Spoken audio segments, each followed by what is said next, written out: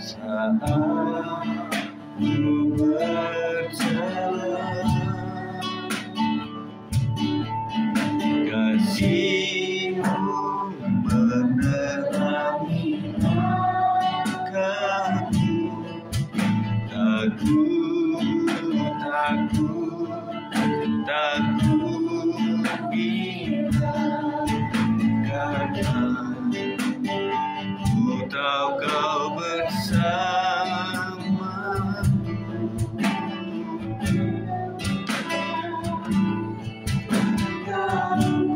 Yang terbaik bagiku, Kau bisa pulihkan hidupku. Ku berserah, ku percaya, hanya Yesus penolong yang setia, yang terbaik bagiku.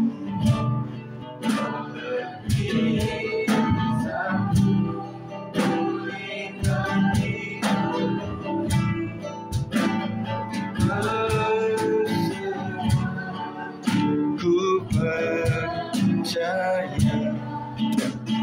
hanya Yesus penolong yang. Sekali lagi.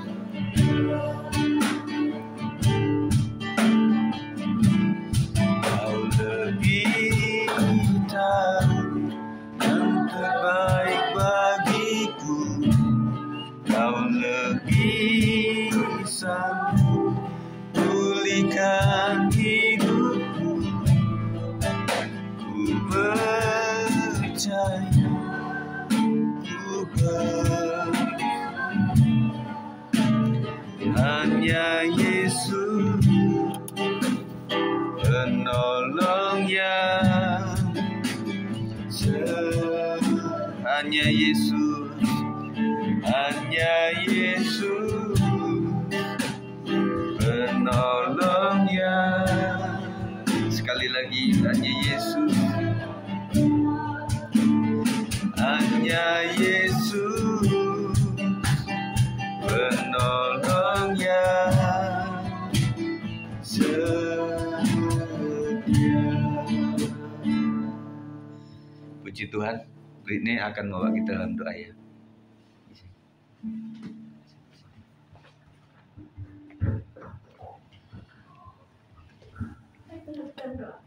Tuhan, terima kasih sudah mengumpulkan kami dalam ibadah pada sore hari ini. Tuhan, kami akan memulai ibadah pada hari ini.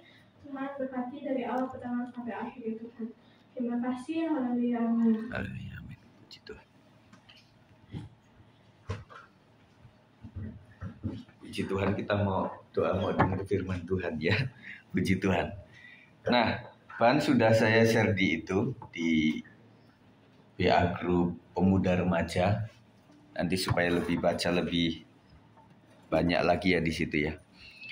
Kita akan bicara mengenai generasi kita ini, yaitu kata orang Gen Z atau Gen Z ya.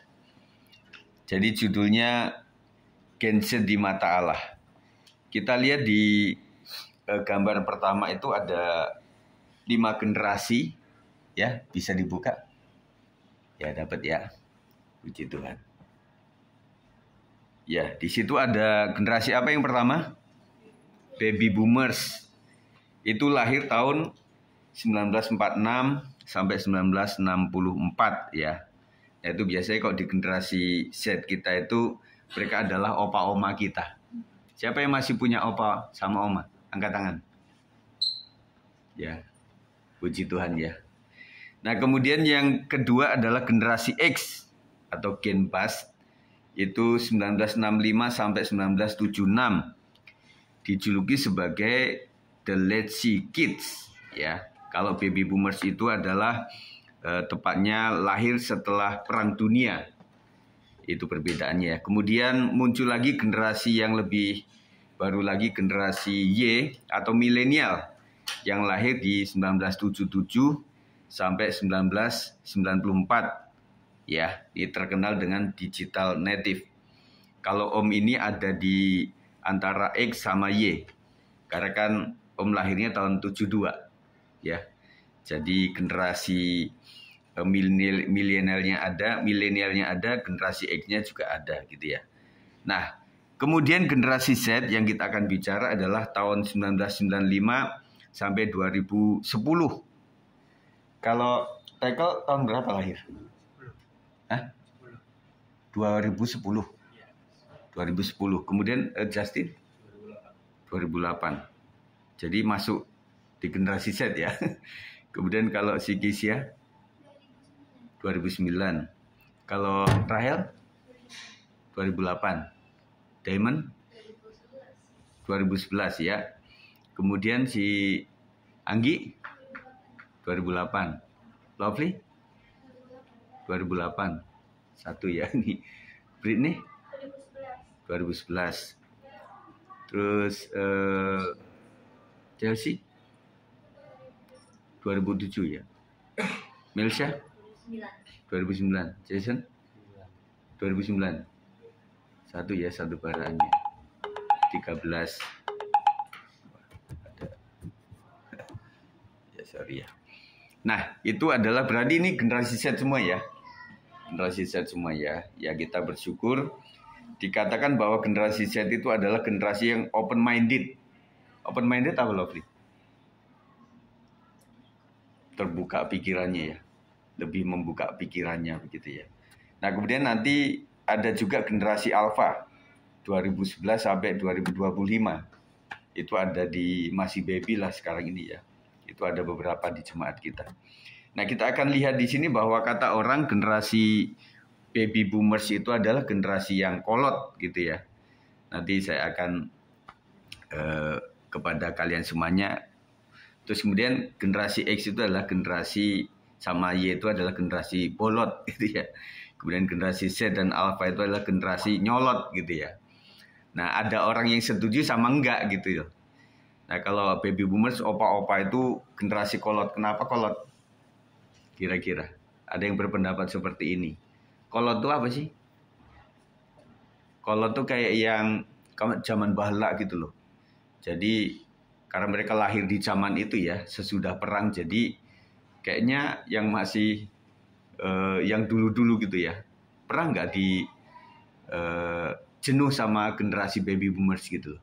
Kalau sudah didatengin sama opa atau oma atau ayah kita gitu ya, kayaknya kok nasihatnya itu yang nggak kekinian betul ya. Ada yang merasa kayak gitu nggak gitu?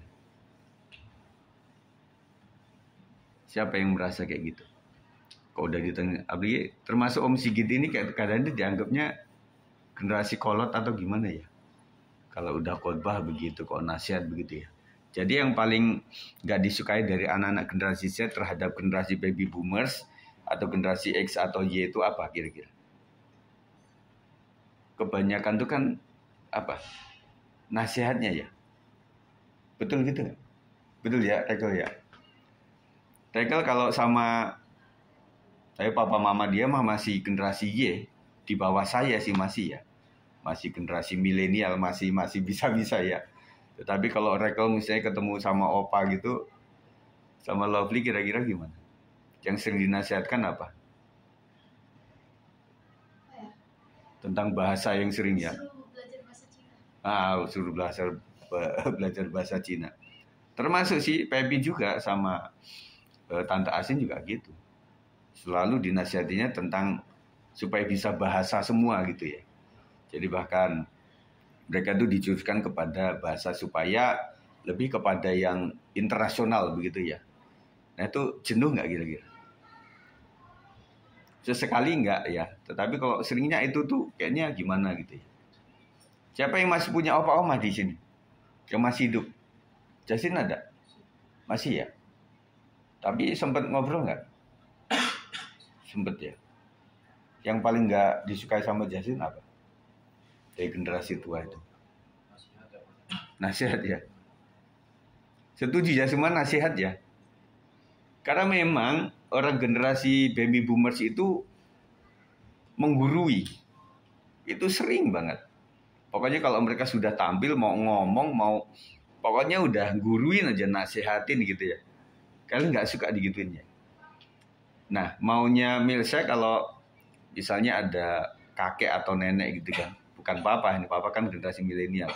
Jadi itu yang pengennya tuh kalau ngomong atau nasihat tuh apa sih sebenarnya? Pengennya gitu loh. Supaya nggak menjenuhkan gitu loh.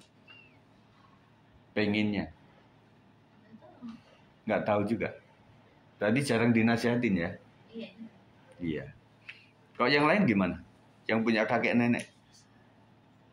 Atau kalau enggak, om atau tante deh. Yang udah sepuh gitu loh. Pengennya apa, Diamond? Ada tiganya.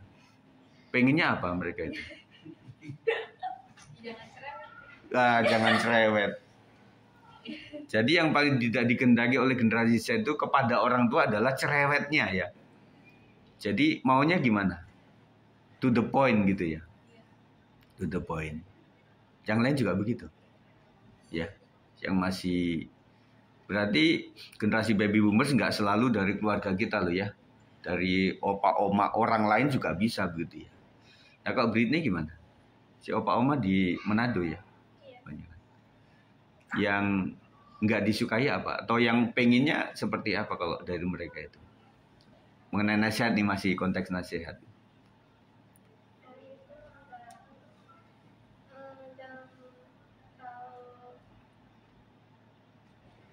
Terlalu jelimet gitu. Muter-muter gitu ya. Muter-muter ya. Setuju gitu ya. Jadi orang tuh kalau udah muter-muter udah muak gitu loh. Pokoknya aduh, intinya aja lah gitu, jangan ngomong ke sana kemari begitu ya. Ya, nanti kita akan belajar lagi banyak. Itu kalau generasi X sama Y itu generasi bolot dalam artian itu kan generasi tua kita ngalamin, tetapi generasi modernnya juga kita alamin. Kalau Om sama Pak Sab ini ngalamin itu, ngalamin TV hitam putih, terus kemudian kepada TV yang berwarna, dari TV cembung kepada TV yang flat. Itu kami ngalamin gitu loh. Jadi kalau kami jadi orang tua sebenarnya sesungguhnya, dan nanti Jason yang ngomong sendiri, kami lebih kepada oke sih sama generasi X gitu ya. Karena kami juga menyadari bahwa kebutuhan generasi X itu sangat besar di gereja gitu ya. Nah cuma watak dan tabiat itu nanti kita akan bedah sama-sama. Itu saja. Jadi artinya generasi yang iya mempertahankan yang dulu, tetapi juga membuka juga yang masa sekarang modernisasi. Tetap kebuka gitu ya. Nah kemudian generasi Z sama Alpha itu adalah generasi yang nyolot. Itu kata orang tua loh ya. Nah, kalau kalian ngomong itu memang kayak ceplas-ceplos atau nyolot gitu ya. Nah makanya Om kan memang sering sangat menghargai kepada anak-anak yang memang di sekolah tertentu yang masih cium tangan ya. Ada gitu ya. Tetapi di sekolah yang swasta kadang-kadang nggak ada begitu. Betul nggak? Jadi penghargaan kepada orang tua itu kadang-kadang masih kurang di situ ya. Nah itu kekurangannya. Tetapi generasi Z kelebihannya juga banyak sekali kan. Nah kita lanjut lagi. Nah kata orang generasi Z itu adalah yang pertama, ya buka, itu adalah berani mengungkapkan pendapat di media sosial. Kalian suka nggak bikin status atau kritik sana sini karena nggak punya akun kalian? Biasanya suka ngomel itu di Instagram pernah? Siapa yang punya Instagram? Semuanya punya? Instagram punya ya? Facebook? Nggak banyak ya? Kenapa nggak banyak di Facebook? Menurut kalian kenapa? Rahel? Ya, orang tua. Oh, Facebook itu orang tua ya? Memang sih lahirnya Facebook itu di zaman tahun berapa ya Pak? Iya. Zamannya dianggapnya gitu ya ternyata ya? Iya, 90 ya? Iya, jadi anggapan kalian memang udah tua gitu ya, Facebook itu ya. Makanya jarang yang punya ya. Wah, berarti kalau Om live itu jangan di Facebook berarti ya. Mesti di Instagram gitu ya. Wah, berarti modern gitu ya. Nah, coba nanti sana Facebook baru sini Instagram gitu ya. Kalau Instagram punya semua ya. TikTok? Wah, punya. TikTok lebih modern gitu ya katanya. Katanya ya bisa dipakai untuk jualan, bisa dipakai untuk segala macam lah gitu ya. Jadi lebih ke TikTok kalian daripada Facebook ya. Dan saya juga melihat bahwa itulah yang terjadi perkembangan itu ya. Silakan yang baru datang. Berani mengungkap pendapat di media sosial. Nah, saya akan bacakan di situ lengkapnya ya. Media sosial yang lekat dengan kehidupan Gen Z tidak hanya berdampak pada pola bersosialisasi, tetapi juga membentuk mereka menjadi individu yang berani dalam mengungkapkan ide, pendapat, ataupun kritik, gitu ya. Kalau misalnya kalian mengkritik di media sosial itu biasanya kritik apa sih? Siapa yang main itu? Kritik temennya? Atau kritik artis? Siapa? Kritik temennya? Ada di tempat lain kritik kepada penguasa pemerintahan gitu, ada juga gitu ya. Karena memang ini sudah melekat di kita gitu, sudah ada di sini gitu ya. Nah, kemudian yang kedua adalah punya literasi keuangan yang baik. Maksud saya adalah kita baca di situ fakta menarik lain dari Gen Z adalah sebagian besar dari mereka sudah memahami literasi keuangan. Hal ini dipengaruhi oleh berbagai faktor, salah satunya karena mereka tumbuh di masa krisis keuangan pada 2008. Milenial di generasi Z memiliki sikap keterbukaan yang tinggi. Dan artikel kompas.id kesulitan tersebut menjadikan mereka lebih aware terhadap kondisi keuangannya. Berdasarkan survei dari OJK pada 2019, literasi keuangan yang dimiliki Gen Z mencapai 4,04%, angka di atas rata-rata literasi nasional, yakni 38,03%. Urgensi mereka memiliki kemampuan mengelola keuangan secara baik sendiri didorong sejumlah hal yang diperlukan untuk hidup seperti pemenuhan kebutuhan pokok sehari-hari, dana darurat, dan investasi. Nah, kemarin saya melihat, nanti kalian bisa lihat di Mata Najwa itu yang mereka kumpulkan dari generasi Pak Slamet Jarot, generasi baby boomer sampai generasi Z, tapi Alpha kan masih anak-anak, belum bisa diwawancara. Jadi kebanyakan kenapa hutang online itu kebanyakan di generasi Z. Itu persentasenya sangat besar. Kemudian dari pihak Gen Z begini, enggak Pak, kita itu ke atas ke bawah. Maksudnya ada generasi Z yang harus juga menghidupi orang tua mereka.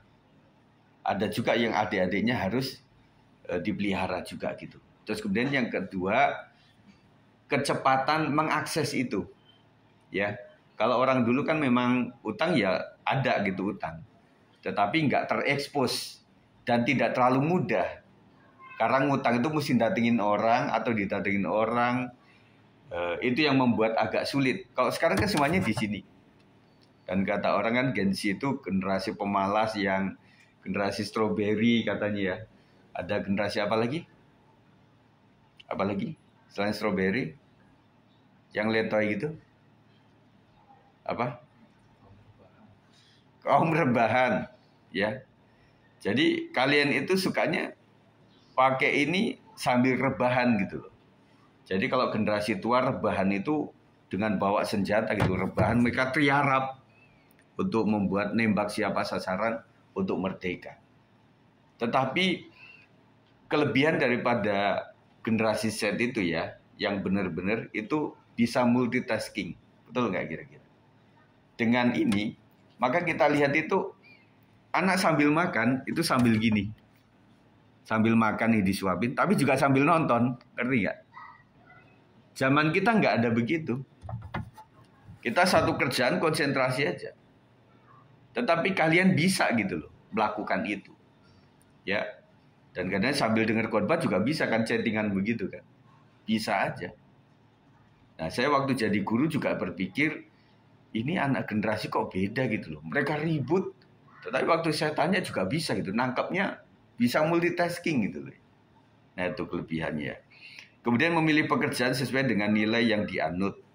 Jadi sesuai yang dianut saja. Termasuk pemilihan jurusan atau pemilihan sekolah juga begitu. Jadi menurut dia yang terbaik ya itu saja. Dan kebanyakan media sosial ini yang membuat kita tercaplok ke situ, terbelenggu ke situ, terjerumus ke situ oleh karena media yang begitu luar biasa. Kemudian kelebihan yang selanjutnya adalah mampu belajar secara mandiri. Betul ya? Jadi kita orang tua juga ngajarin juga kadang nggak nyambung. Karena kita punya ilmu juga beda-beda guru gitu loh. Nah, kalian sudah bisa belajar sendiri, semuanya ada di sini. Apalagi dengan munculnya ChatGPT, munculnya AI begitu ya. Jadi semuanya dipermudah seperti itu. Nah, orang menganggap itu bahaya. Tetapi waktu itu ketika ditemukan kalkulator, itu para penilik, para para tokoh itu juga sangat terganggu dengan munculnya kalkulator waktu itu. Waduh, yang biasa orang kan ngitung tuh pakai oret-oretan tuh, ya. Mama kalian atau orang tua atau kakek atau tante begitu ya, kan masih suka tuh dengan hitung-hitungan pakai itu tuh. Jadi sampai full gitu ya. Nah kalian juga nggak betah lihat seperti itu. Nah ketika muncul kalkulator, termasuk di dunia pendidikan juga waktu itu sangat ketakutan dengan itu. Tetapi sekarang sudah jadi barang yang biasa kan. Nah maksudnya AI juga, termasuk ChatGPT juga, nanti akan menjadi sesuatu yang, generasinya sudah beda. Sudah biasa begitu ya. Nah, kalau orang tua itu lebih mempertahankan barang lama, betul nggak kira-kira? Rumah kalian penuh itu dengan barang-barang itu karena orang-orang tua kita. Yang artinya sepeda masih ada, mobil tua masih ada, begitu ya. Nah kalau anak zaman sekarang berpikirnya, kenapa mobil nggak ditukar tambah saja yang lebih bagus, yang lebih baru. Nah kalau orang mereka nggak, itu untuk mendapatkannya itu sulit. Jangan sampai hilang ini, ya. Nah ketika orang tua udah meninggal, wah baru dijualin semua gitu ya. Nah generasinya beda seperti itu. Kemudian peduli dengan terhadap isu sosial. Maksudnya apapun yang berkembang itu karena semuanya kan ada di TikTok, ada di medsos kita. Jadi kita lebih peduli seperti itu. Nah, bagaimana sekarang kita lihat, nanti kalian baca sendiri ya di rumah tentang ilmunya. Kita akan masuk kepada hal-hal yang rohani. Amsal 3 ayat 1 sampai 2. Hai anakku, janganlah engkau melupakan ajaranku dan biarlah hatimu memelihara perintahku, karena panjang umur dan lanjut usia serta sejahtera akan ditambahkannya kepadamu. Nah, apa yang harus kita lakukan sebagai generasi Z? Yang pertama adalah bersyukur atas usia yang diberikan oleh Tuhan. Meskipun kalian masih muda, tetapi belajar mengucap syukur. Mari kita menghargai dan bersyukur kepada Tuhan karena telah diberikan umur yang panjang kepada kita. Setiap hari adalah anugerah dan kita harus menggunakannya dengan bijaksana untuk memuliakan dan memuji nama Tuhan. Nah, pertanyaan buat kalian jawab adalah, bagaimana cara kita bersyukur kepada Tuhan? Ayo, dari siapa yang bisa ngomong? Bagaimana kita bersyukur kepada Tuhan? Yang kalian lakukan di hari-hari kalian deh. Mengucap syukurnya gimana sih? Selain ibadah ya. Hah? Bersyukur dengan cara. Terima kasih kepada Tuhan dengan cara di dalam doa juga bisa, dalam hati juga bisa. Dalam hati bisa juga ya. Iya. Kalau Milsa sama papanya sekeluarga memang sering bersekutu mereka. Jadi mereka mengadakan doa seperti itu ya. Nah beberapa keluarga nggak gampang lakukan itu ya. Jadi melalui puji-pujian kita bersyukur kepada Tuhan ya. Saran Om sih hari ini kalian nanti untuk minggu nyanyi bersama ya Pak Boy ya. Amin. Ya nanti latihan masih ada waktu kan setelah ulang tahun Jason nanti didoakan. Nah baru kalian latihan lagu-lagu yang gampang aja yang tadi Melsa sudah pimpinkan kepada kita ya. Nah itu adalah ungkapan ucapan syukur kita. Yang kedua adalah memberikan kelebihan atau talenta kita kepada Tuhan. Ya kemarin saya kan lihat si Hana, ternyata juga bisa melukis bagus dia tuh. Betul ya Michael ya Bang? Ternyata bagus ya di situ melukis gitu ya. Melsa juga bagus. Saya pesen lukisan ke Melsa belum dibuat. Udah, puji Tuhan. Nanti kirim ke saya ya. Nah, Kalian yang lain kan belum tahu. Nah ini baru si Justin mulai akan mengoperasikan isi worship begitu ya. Nah kita butuh talent-talent kayak gitu. Si Rachel juga pengen untuk main musik. Lovely juga udah belajar main musik. Britney kemarin jadi wakil ketua kelas ya. Puji Tuhan. Itu kan anugerah Tuhan. Berarti teman-teman juga menyorit bahwa ini bisa gitu ya. Dan kemudian Anggi juga kelebihannya ada di bidang pengetahuan begitu ya. Diamond juga ya. Jadi semuanya punya kelebihan yang harus ditampilkan di sini. Dan juga ada para penari yang sudah ikut ambil bagian di sini. Itu adalah ucapan syukur kita kepada Tuhan gitu loh. Jadi bukan terima kasih Tuhan, enggak selalu begitu. Ada juga begitu, tapi melalui talenta kita yang kita kembangkan untuk kemuliaan nama Tuhan. Ya, cara bersyukurnya begitu. Kemudian yang kedua, makin dewasa rohani, renungkan bagaimana kita dapat tumbuh dalam iman dan mendekatkan diri kepada Tuhan. Doa, baca Alkitab, kemudian kegiatan rohani lainnya membantu kita memperdalam hubungan kita dengannya. Bagaimana cara kalian menyediakan waktu untuk berdoa? Berdoa dulu deh. Sering nggak doa kira-kira? Yang paling sering kalian doa itu doa apa sih? Yo. Yang sering, pokoknya nggak lupa tuh pasti doa. Apa biasanya? Hah? Mau makan, terus mau tidur, terus apa lagi? Yang pokoknya kayak otomatis, jadi kayak di dalam tubuh kita itu udah tercetak otomatis gitu loh. Mau makan, mau tidur, bangun tidur. Bangun tidur gitu kan. Kalian bangun jam berapa sih? Nah itu kan. Karena udah ada di sini kan sampai sepanjang malam tuh, malam banget. Jadi membuat kita juga bangunnya jadi siang. Makanya disebut generasi rebahan itu memang betul. Tapi kalian nggak mau dihakimi begitu loh. Kita rebahan juga di sini ini multitasking semuanya ada. Saya dengan ini bisa mengerjakan berbagai hal gitu. Om juga lakukan itu, ya. Khotbah dari sini, saya persiapan juga dari sini, saya lihat informasi dari sini, semuanya dari situ. Jadi membuat ya saya bisa menggunakan itu dengan baik, dengan bijaksana, begitu ya. Jadi itu kemudian membaca Alkitab.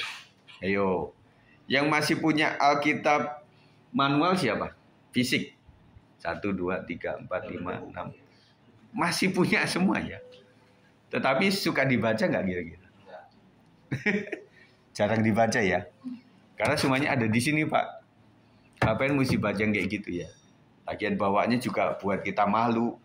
Jadi generasi Z kalian itu jarang banget adanya. Saya suatu saat khotbah di satu tempat di GBI Manggis. Sampai sekarang loh. Mereka jemaahnya menggunakan Alkitab fisik. Dan mereka itu mengangkat Alkitabnya di sesi tertentu bahwa mengagumi dan juga mempercayai Alkitab yang sesungguhnya gitu ya. Nah, kita agak susah begitu ya. Meskipun saya kumpulin di sana itu kadang-kadang juga ada di sini semuanya. Nah, saya ikuti antar generasi karena di gereja kita itu minimal 4-4-nya ada. Opa oma generasi baby boomers ada. Terus kemudian orang tua kita di XY ada. Kemudian anak ada di kalian generasi Z. Kemudian sebagai cucu adik-adik kalian atau anaknya tante gitu ya, yang masih kecil itu adalah generasi Alpha. Jadi semuanya komplit di sini. Jadi saya melihat di depan, saya melihat generasi sama belakang generasi baby boomers ya. Nah, kalau Pak Po ini generasi apa nih menurut kalian itu ya? Ada kemudian generasi kayak Bang Riki itu juga ada, kemudian generasi kalian juga ada, ketika ada jemaat yang bawa anaknya juga ada yang masih alfa gitu ya. Jadi makanya semuanya saya pakai di sini ya, media apapun juga. Kemudian yang ketiga, menjadi berkat bagi orang lain. Gunakan usia yang diberikan oleh Tuhan dengan bijaksana dan bermanfaat bagi sesama. Kita dipanggil untuk mengasihi sesama kita dan membantu orang lain dalam kesulitan mereka. Bagaimana caranya kalian jadi berkat bagi orang lain? Karena sudah terbiasa egois nih, atau terbiasa mager. Bagaimana kalian jadi berkat buat orang lain? Tetapi kemarin ada wawancara itu loh. Kita itu jangan dibilang antisosial loh. Justru kita melalui Instagram kita kenal di mana-mana. Tanya Rachel sama Jason ketika mereka main game, itu temennya dari Inggris. Betul Rachel? Iya. Nah kalau kita terbatas main gateng itu, nggak tahu gatengnya. Main karet atau main lompat gitu ya, main umpet-umpetan itu sesama RT aja. Nah tetapi kalian dengan media ini bisa punya teman juga lintas gitu loh. Itu dipermudah juga, namun buat kita enggak lah. Kita bukan Cooper. Kalau kita di rumah memang diem, kan ini kan pendiam nih. Tetapi di medsos itu wah rame, betul nggak? Jadi itulah yang terjadi. Jadi doakan Om ini supaya bisa menyelami kalian semuanya, bisa memberikan yang terbaik. Jadi maafkan kami karena memang yang di atas ini saya masih lumayan, masih ada di sisi tengah. Antara tua sama muda masih ada. Tapi coba bayangkan ketika seorang gembala yang sudah opa-opa begitu ya, kiranya kebijakannya gimana? Pasti menjenuhkan. Udah khotbah apa, nanti larinya kemana, apa-apa kesaksian ya itu saja gitu ya. Nah itu yang kita pikirkan bagaimana kalian itu sesuai lah apa yang menjadi pribadi kalian gitu ya. Nah makanya jangan segan-segan lah kalau punya usulan terhadap kelompok kita ini ya sarankan saja lah. Kalau segan sama Pak Po, segan sama Pak Sap, sama Ibu Gembala ya. Ibu Gembala lebih muda 5 tahun dari saya. Jadi Ibu Gembala ini lebih ke milenial sebenarnya.